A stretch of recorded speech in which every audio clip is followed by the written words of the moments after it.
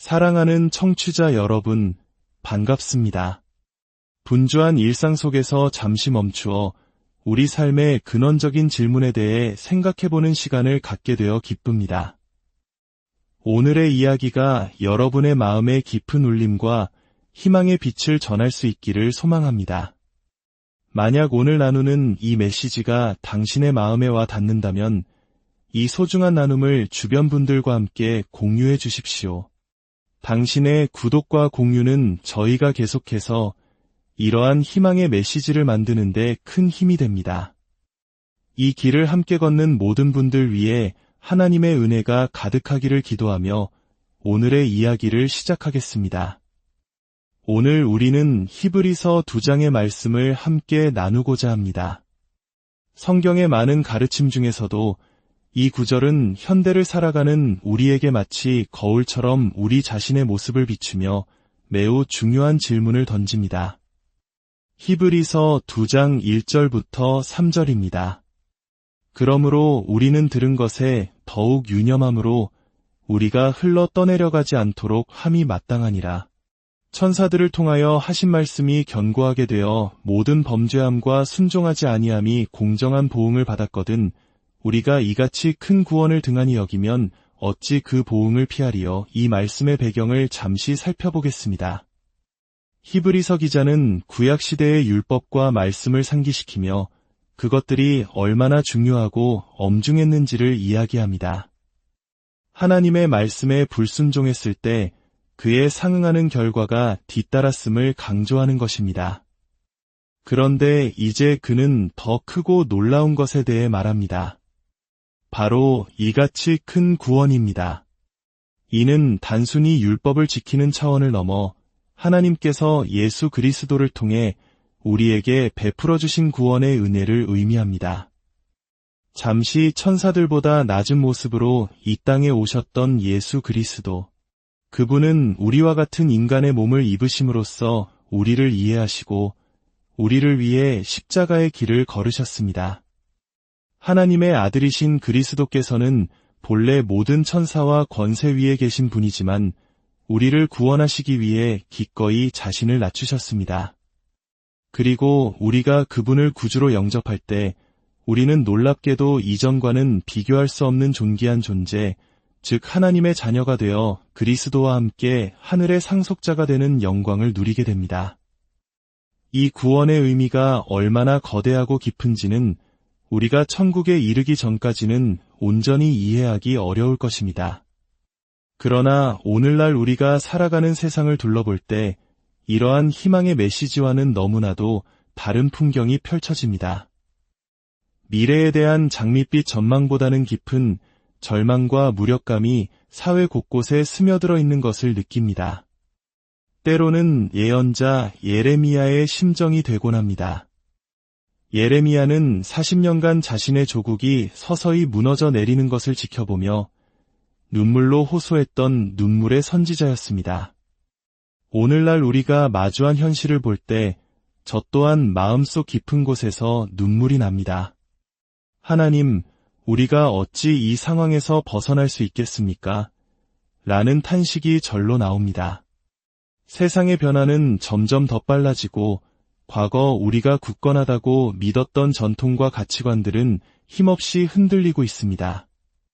과연 우리에게 희망은 있는 것일까요?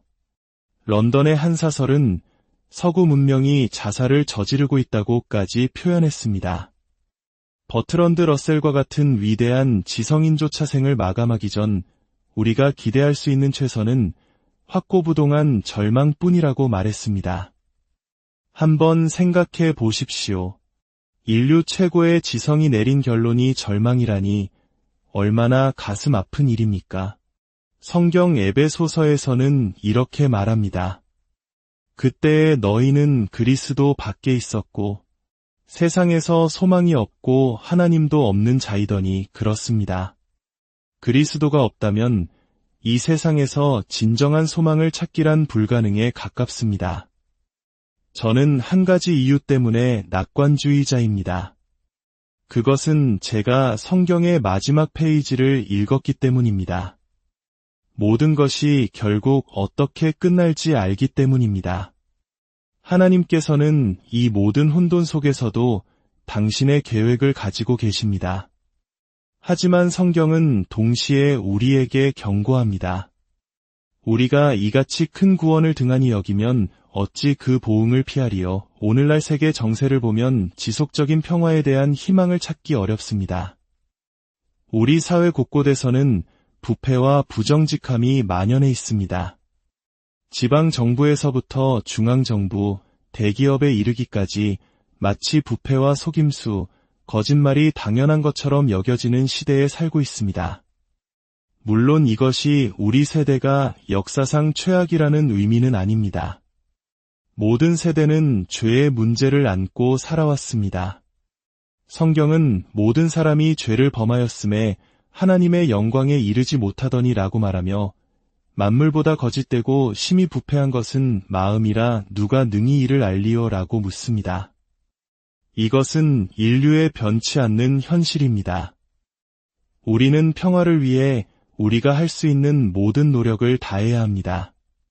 삶의 질을 최대한 보존하고 평화로운 사회를 만들기 위해 힘써야 합니다. 화평하게 하는 자는 복이 있나니 그들이 하나님의 아들이라 일컬음을 받을 것이며 라는 말씀처럼 말입니다. 하지만 궁극적으로 인간의 노력만으로는 이 세상의 근본적인 문제를 해결할 수 없습니다. 우리는 죄라는 금이 간 토대 위에 문명을 세웠기 때문입니다. 결국 이 세상은 하나님의 심판을 향해 나아가고 있습니다. 대환란이 있을 것이고 적그리스도가 나타날 것이며 인류가 아마겟돈 전쟁으로 스스로를 파멸시키기 직전에 주 예수 그리스도께서 다시 오실 것입니다. 절망처럼 보이지만 바로 그곳에 우리의 희망이 있습니다. 그렇다면 이 절망적인 현실 속에서 사람들은 어떻게 반응하고 있습니까? 그들은 탈출을 시도하고 있습니다. 어떤 이들은 아무 일도 일어나지 않을 것이라며 외면하는 몽상으로 탈출합니다. 어떤 이들은 노아 시대처럼 사탄이 주는 악한 상상과 쾌락 속으로 도피합니다. 인생을 즐겨라, 쾌락을 누려라는 속삭임에 넘어가 술과 부도덕한 관계로 자신의 고통을 잊으려 합니다. 오늘날 얼마나 많은 가정이 깨어지고 있습니까? 상상조차 할 수 없었던 부도덕한 일들이 우리 주변에서 일어나고 있습니다. 하나님께서 언제까지 이 모든 것을 용납하실까요? 쾌락이 주는 속임수는 결국 더 큰 공허함만을 남깁니다. 작가 존 스타인백은 이런 말을 남겼습니다. 만약 내가 한 국가를 파괴하고 싶다면 나는 그들에게 너무 많은 것을 줄 것이다.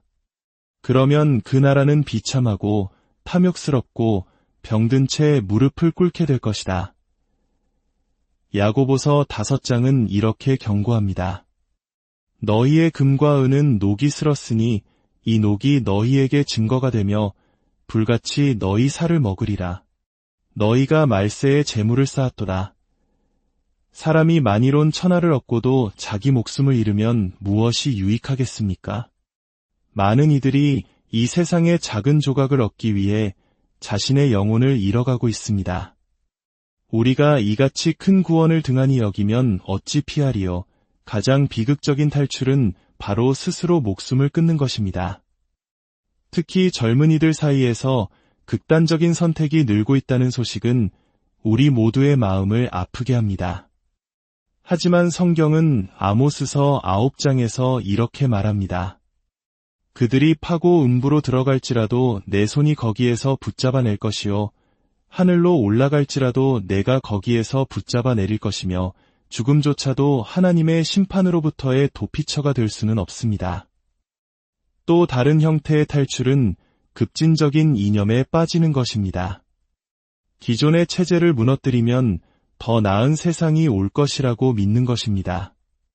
그러나 역사는 증명합니다.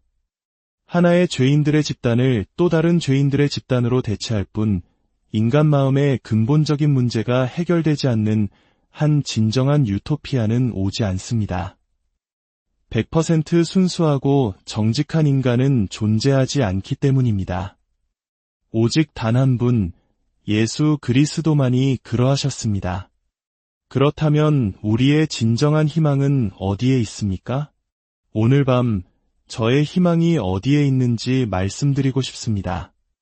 저의 희망은 어떤 조직이나 계획, 조약에 있지 않습니다.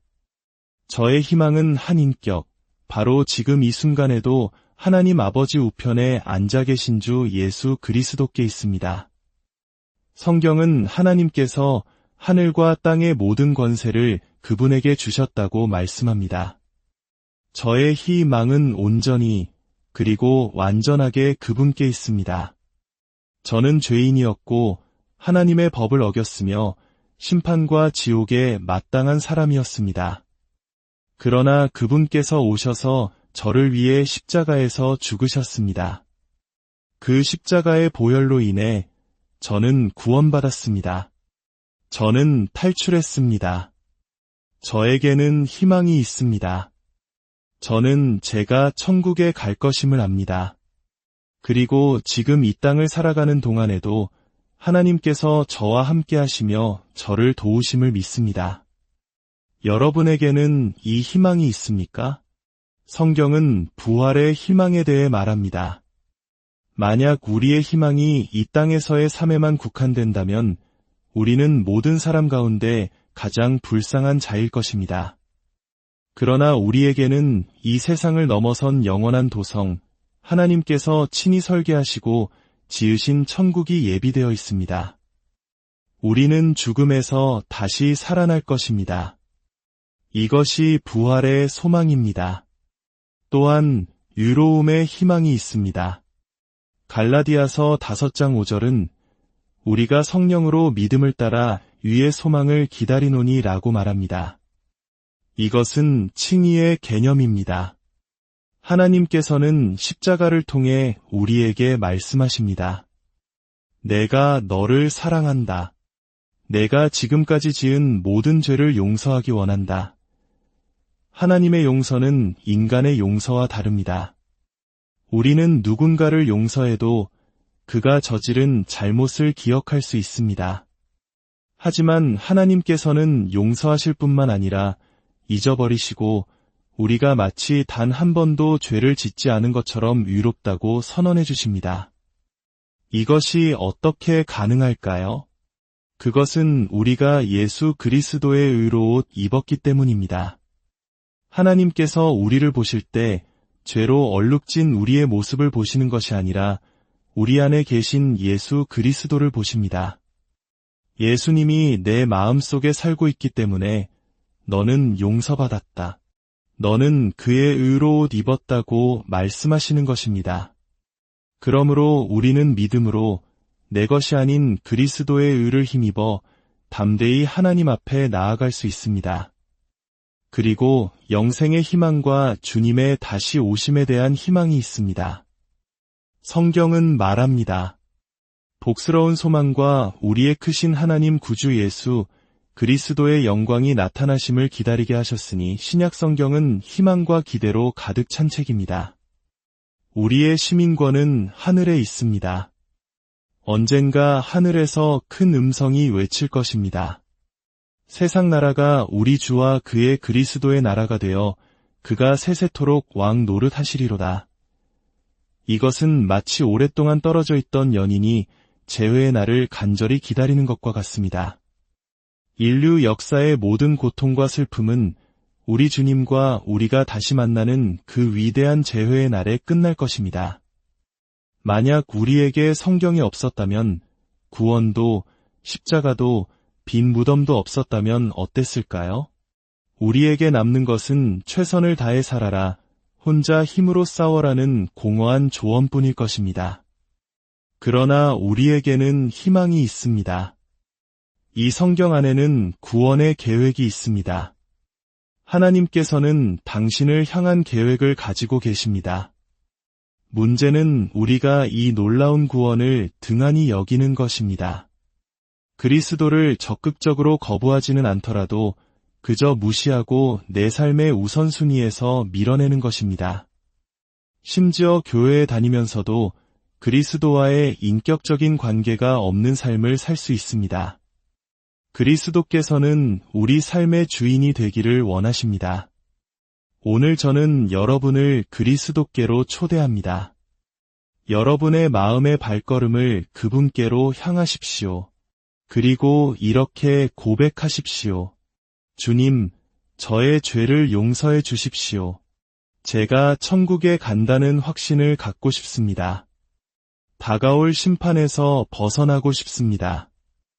이 땅을 살아가는 동안 어려움을 이겨낼 힘을 얻고 싶습니다. 이것은 여러분의 삶에 더 이상 문제가 없을 것이라는 의미가 아닙니다. 그러나 그 모든 문제 한가운데서 주님께서 주시는 평안과 기쁨을 누리게 될 것입니다. 그것이 진정한 탈출입니다. 문제로부터 도망치는 것이 아니라 하나님의 말씀과 그리스도와의 깊은 관계로 들어가는 것입니다. 오늘의 초대는 어떤 물리적인 장소로의 초대가 아닙니다. 바로 여러분의 마음을 향한 초대입니다. 지금 있는 그 자리에서 당신의 마음을 주님께로 돌이키십시오. 예수 그리스도 안에서만 발견되는 참된 소망이 여러분의 마음을 가득 채우시기를, 세상이 줄 수 없는 평안과 매일을 살아갈 용기를 얻으시기를 기도합니다. 하나님께서 여러분을